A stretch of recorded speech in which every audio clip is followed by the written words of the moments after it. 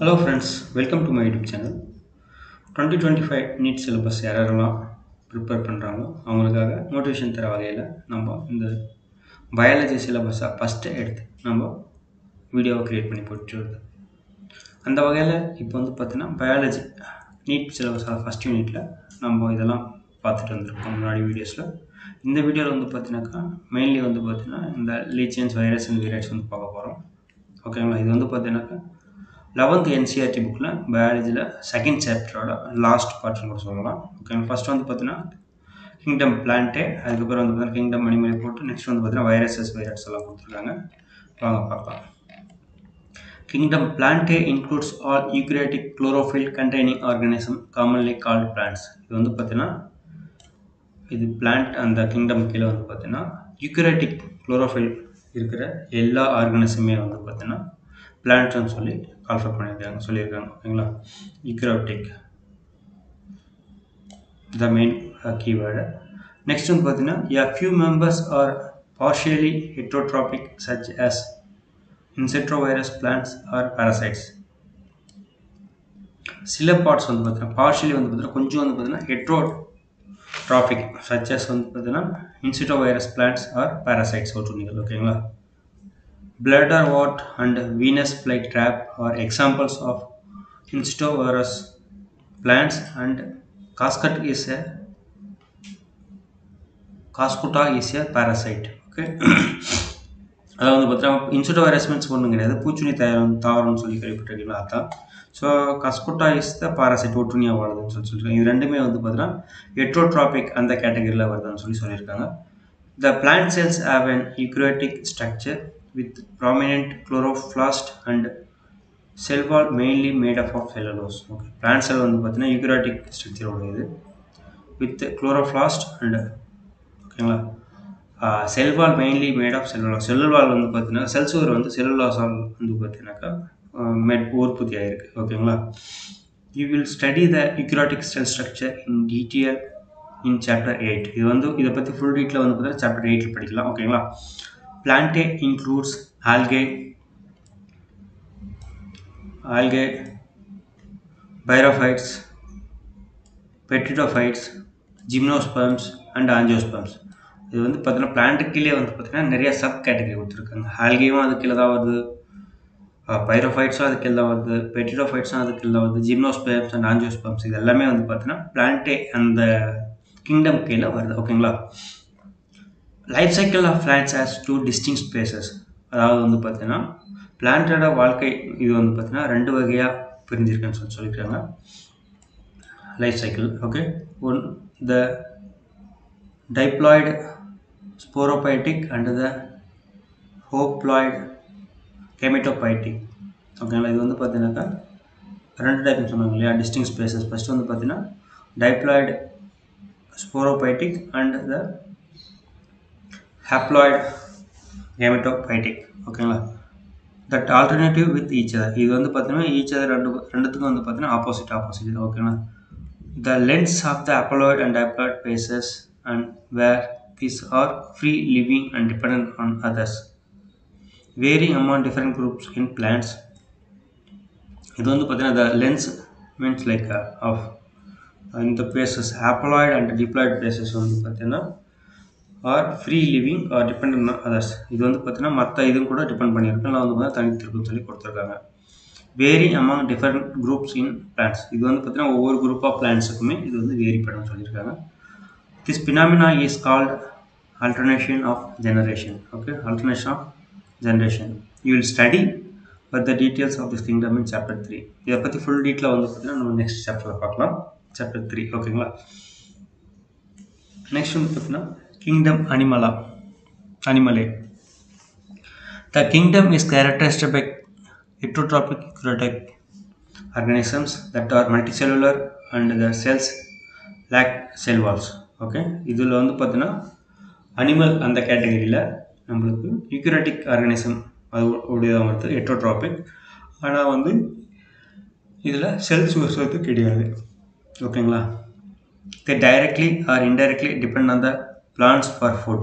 இது வந்து பார்த்தீங்கன்னாக்கா நேராகவோ அல்லது மறைமுகமாகவோ விலங்கு ஏதாவது வந்து பார்த்தோன்னா தாவரங்களை வந்து ஃபுட்டுக்காக சார்ந்திருக்கிறத சொல்லியிருக்காங்க.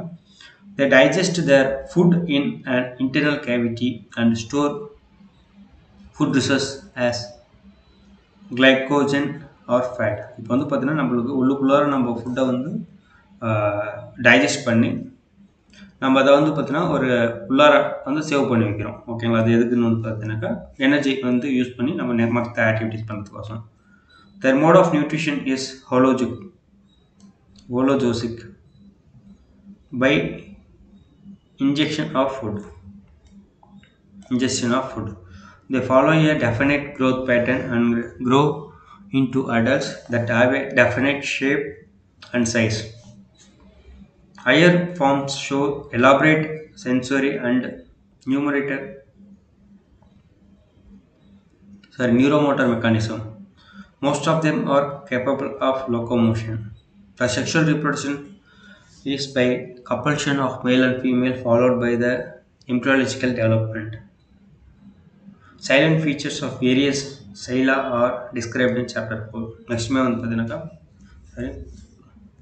phyla are described in chapter 4. இதுவுமே வந்து பார்த்தீங்கன்னா ஃபுல் டீட்டெயில் நம்ம சாப்டர் 4 பார்க்கலாம் சொல்லி கொடுத்துருக்காங்க. நம்ம இது பார்க்கலாம், சிலபஸை பார்க்கலாம் கொடுத்துருக்குறாங்களான்னு சொல்லிட்டு என்ன கொடுத்துருக்காங்க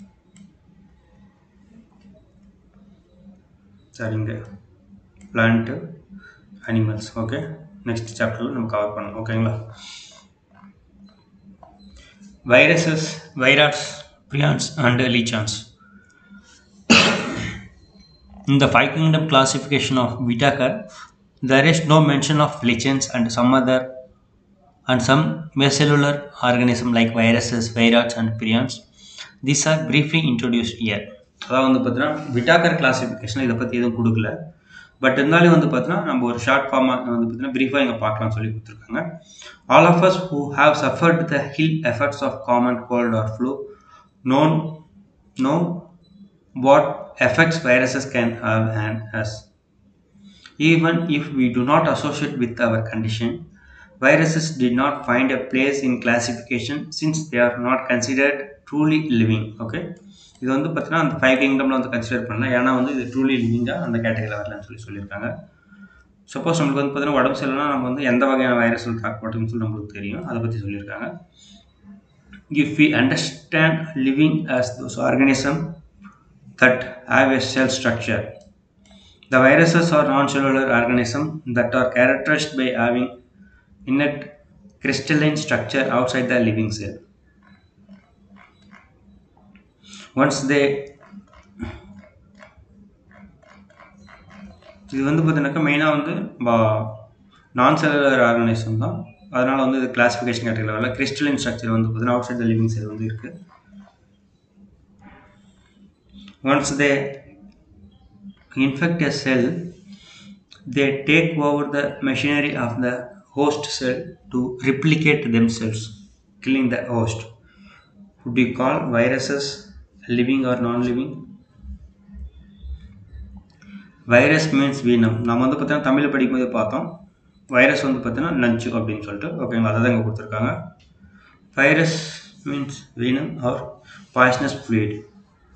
டிமிட்ரி யூனோஸ்கி 1982 recognize certain microbes or casual organism of the massive disease of the tobacco. அதாவது வந்து பார்த்தீங்கன்னா புகையிலை அந்த இதில் வந்து நம்ம கண்டுபிடிச்சோம் சொன்னீங்க. அதான் these were found to be smaller than the bacteria because they passed through bacteria fruit filters. இது வந்து இம்பார்ட்டன்ட் பாயிண்ட் சொல்லியிருக்காங்க. மேலும் சைஸ் எல்லாம் வந்து பார்த்தீங்கன்னா நம்ம தமிழ் மீடியம் புக்கில் தெளிவாக கொடுத்துருக்காங்க எவ்வளோ சைஸ் வருதுன்னு சொல்லிட்டு. உங்களுக்கு வேணால் அதை போய் ரெஃபர் பண்ணி பாருங்கள், முன்னாடி வீடியோஸில் இருக்கும். M.V. Brinsnick in 1898 demonstrate that the extract of infected plants of tobacco could cause infection in healthy plants and named the new pathogen virus and called the fluid as Contagium vivum fluidium.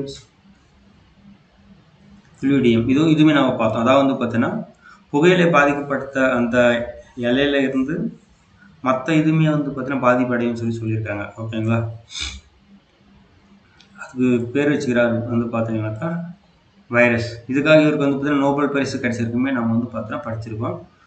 And called the fluid. அந்த fluid இருக்குங்க இல்லையா, அது புகையிலை பாதிப்பு உள்ள virus பாதிப்பு உள்ள fluid name வந்து பார்த்தீங்கன்னா கண்டிஜியம் விவம் ஃப்ளூயிடியம். இது வந்து பாருங்கள் இன்ஃபெக்ஷியஸ் லிவிங் ஃப்ளூயிட்னு சொல்லி கொடுத்துருக்காங்க. ஓகேங்களா. V.M. Stanley 1935 showed that viruses could be crystallized and heaters consist largely of proteins. இது வந்து பார்த்தீங்கன்னாக்கா படிகமாக்கிறத பற்றி நம்ம படிச்சிருக்கோம் இல்லையா, அதான் அவங்க கொடுத்துருக்காங்க. இது வந்து பார்த்தீங்கன்னாக்கா வைரஸ்களின் அந்த இது படிநிலைகள் எல்லாம் வந்து பார்த்தீங்கன்னாக்கா எப்படி எப்படி வந்து டெவலப்மெண்ட் ஆச்சுன்னு சொல்லி பார்த்தோம் இல்லையா, ஹிஸ்டாரிக்கலாக தான் இது. ஓகேங்களா. ஸ்டான்லி தான் வந்து பார்த்தீங்கன்னா கிறிஸ்டலைஸ்ட் பண்ணி they are inert outside the specific host cell. Viruses are obligate parasites. இதுவுமே வந்து பார்த்தீங்கன்னா ஒரு ஒற்றுமை. ஓகேங்களா. In addition to proteins, viruses also contain genetic material that could be either RNA or DNA. இங்கே தெளிவாக சொல்லியிருக்காங்க பாருங்கள். ப்ரோட்டீன்ஸ் தவிர in addition to the proteins, viruses also contain genetic materials. அதாவது வந்து பார்த்தீங்கன்னா வைரஸ் வந்து ப்ரோட்டீனை தவிர மேலும் ஜெனட்டிக் மெட்டீரியல்ஸுமே பெற்றிருக்குன்னு சொல்லியிருக்காங்க. அது என்னென்னு பார்த்தீங்கன்னாக்கா எய்தர் ஆர்என்ஏ ஆர் டிஎன்ஏ, அதாவது ஏதாவது ஒன்று தான் இருக்கும். ஓகேங்களா. நோ வைரஸஸ் கண்டென்ட்ஸ் போத், இது ரெண்டுமே எதுலையுமே இருக்காது. ஓகேங்களா. A virus is a nucleoprotein and the genetic material is infectious. In general, viruses that infect plants have a single stranded RNA and viruses that infect animals have either single or double stranded RNA or double stranded DNA. ஓகேங்களா. இப்போ வந்து பார்த்தீங்கன்னா mostly வந்து தாவரங்களை வந்து பாதிக்கக்கூடிய இது வந்து பார்த்தீங்கன்னா ஆர்என்ஏ மட்டும் தான் இருக்கும். அனிமல்ஸை பாதிக்கக்கூடியது வந்து பார்த்தீங்கன்னா சிங்கிள் ஆர் டபுள் ஸ்டாண்டர்ட் ஆர்என்ஏவாக இருக்கலாம். Single standard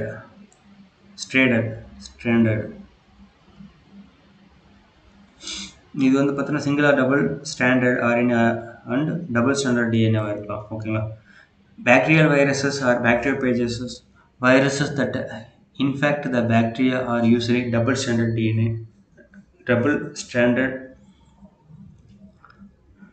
DNA virus. இப்போ வந்து பார்த்தீங்கன்னா பாக்டீரியா இது பண்ணுறது வந்து பார்த்தீங்கன்னா டபுள் ஸ்டாண்டர்ட் DNA வைரஸஸ் இருக்குன்னு சொல்லியிருக்காங்க. The protein coat called capsid made of small subunits called capsomers protects the nucleic acid. The capsomers are arranged in helical or polyhedral geometric forms.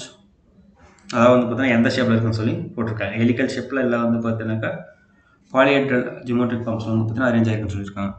Viruses causes diseases like mumps, small box, herpes and influenza. AIDS in human is also caused by a virus. In plants, the symptoms can be mosaic formation, leaf rolling and curling, yellowing and vein cleaning, dwarfing and stunt growth. இது வந்து பார்த்தீங்கன்னா விலங்குகளை வந்து வைரஸ்னால் ஏற்படக்கூடிய நோய் என்னென்ன பாதிப்பு, அதோட அறிகுறிகள் என்னன்னு சொல்லி கொடுத்துருக்காங்க. ஓகேங்களா. அது வந்து இலை சுருள் இருக்கிறது, கர்லிங்காக இருக்கிறது, அதுக்கப்புறம் கலர் மாறுது, எல்லோ கலராக அது மாதிரி. ஓகேங்களா. அப்புறம் தடிப்பு மாதிரி ஏற்படுது, எலுமிச்சை இதில் பார்த்தவங்களே அது மாதிரி. நெக்ஸ்ட் வந்து பார்த்தீங்கன்னா விரியாஸ்.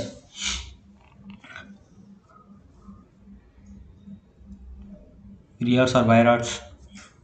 In 1971, Theo Denier discovered a new infectious agent that was smaller than viruses and caused potato spindle tuber disease.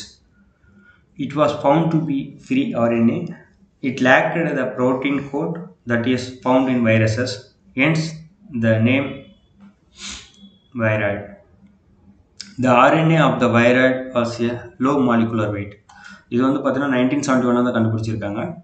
இது வந்து எங்கே கண்டுபிடிச்சிருக்காங்க ஃபஸ்ட்டு வந்து பார்த்தீங்கன்னாக்கா பொட்டேட்டோ ஸ்பிண்டல் டியூபர் டிசீஸில், அதாவது வந்து பார்த்தீங்கன்னா உருளைக்கிழங்கு நோயில் இருக்கிற அந்த இதில் வந்து பார்த்தீங்கன்னா கண்டுபிடிச்சிருக்காங்க 1971. யாருன்னா டிஓ டெய்னர். இது வந்து பார்த்தீங்கன்னா வைரஸஸை விட வந்து பார்த்தீங்கன்னா ஸ்மாலர் சைஸ் இருக்கும். ஓகேங்களா.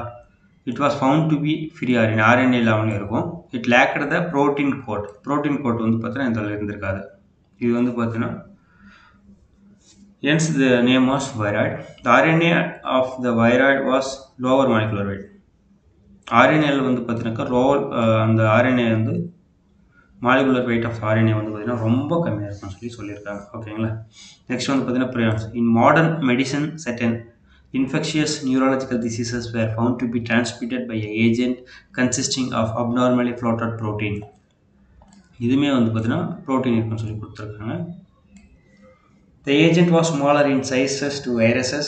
The agents were called prions. இதுவுமே வந்து இதோட சைஸுமே திரும்ப கம்மியாக தான் சொல்லியிருக்காங்க. இது வந்து மெயின் டிஃப்ரென்ஸ் கேட்கலாம். வைரஸை விட இல்லை இது என்னென்ன பண்புகள் மாறி இருக்குன்னு பார்த்தீங்கன்னா பொதுவாக நீங்கள் வந்து சைஸ் வந்து கம்மின்னு சொல்லி ஃபஸ்ட் பாயிண்ட்டாக நீங்கள் மென்ஷன் பண்ணி எழுதலாம். நெக்ஸ்ட் வந்து பார்த்தீங்கன்னா these agents were called prions. The most notable diseases caused by prions are bovine spongiform,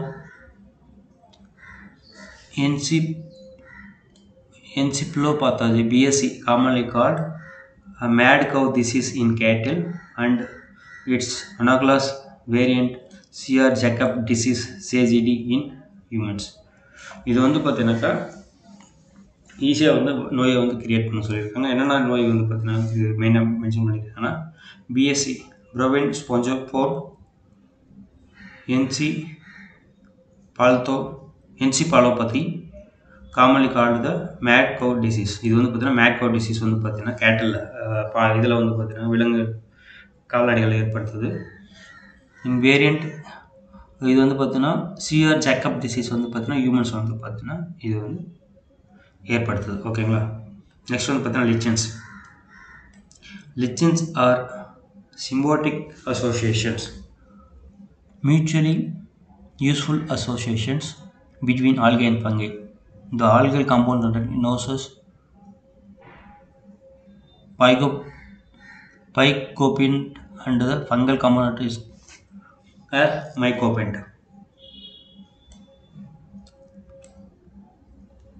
Cobiont and mycobiont. Okay, phycobiont and mycobiont.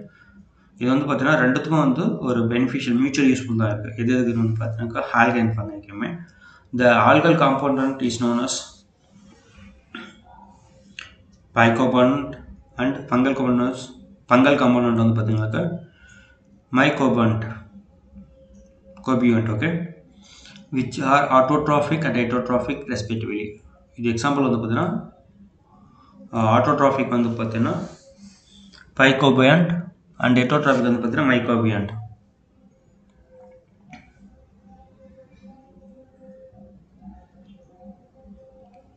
Algal component வந்து பார்த்தீங்கன்னா phycobiont and ஃபங்கல் காம்போனன்ட் வந்து பார்த்தீங்கன்னா mycobiont. Okay, respectively. Algae prepare food for fungi and fungi provide shelter and absorb mineral nutrients. Algae வந்து பார்த்தீங்கன்னா ஃபங்கைக்கு வந்து பார்த்தீங்கன்னா food prepare பண்ணுது, and fungi வந்து பார்த்தீங்கன்னா provide shelter and absorb mineral nutritions and water for it's partner. அதே மாதிரி தான் இதுவுமே வந்து பார்த்தீங்கன்னா மினரல் நியூட்ரிஷன் அண்ட் வாட்டர் வந்து பார்த்தீங்கன்னா கொடுக்குது. ஃபஸ்ட்டு வந்து பார்த்தீங்கன்னாக்கா prepare food. Algae prepare food for fungi.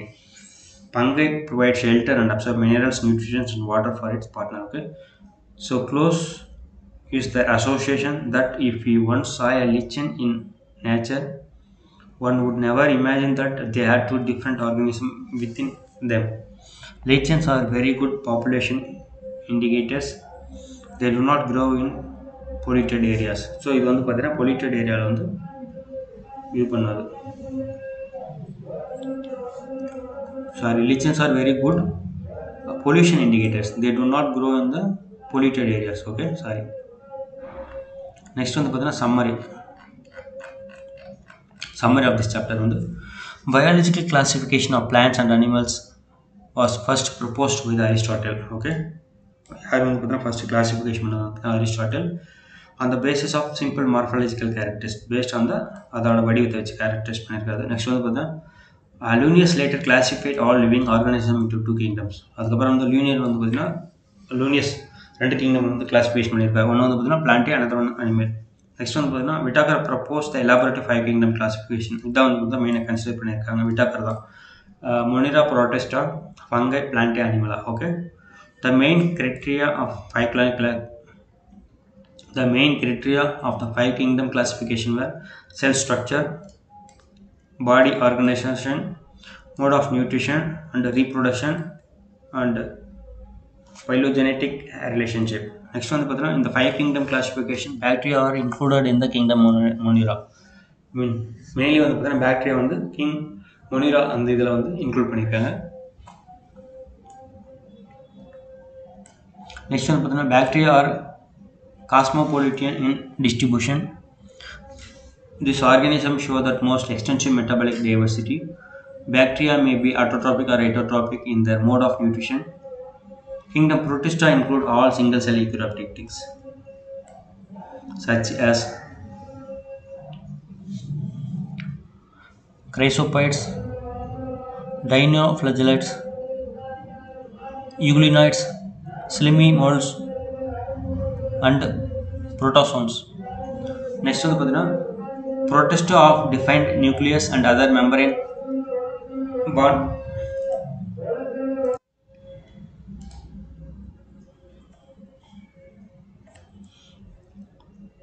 Protista of defined nucleus and other membrane background organelles.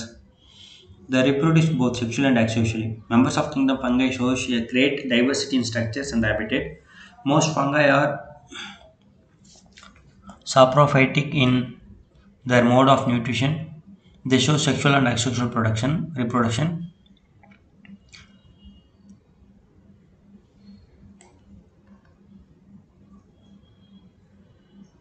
Phycomycetes and ascomycetes, basidiomycetes and ditromycetes are the four classes under this kingdom. வந்து பார்த்தீங்கன்னா Phycomycetes, ascomycetes, basidiomycetes and ditromycetes are the four classes under this kingdom. The plant includes all eukaryotic chlorophyll containing organisms, algae, bryophytes, pteridophytes, gymnosperms and angiosperms are included in this group, plant group. வந்து பார்த்தீங்கன்னா next வந்து பார்த்தீங்கன்னா algae,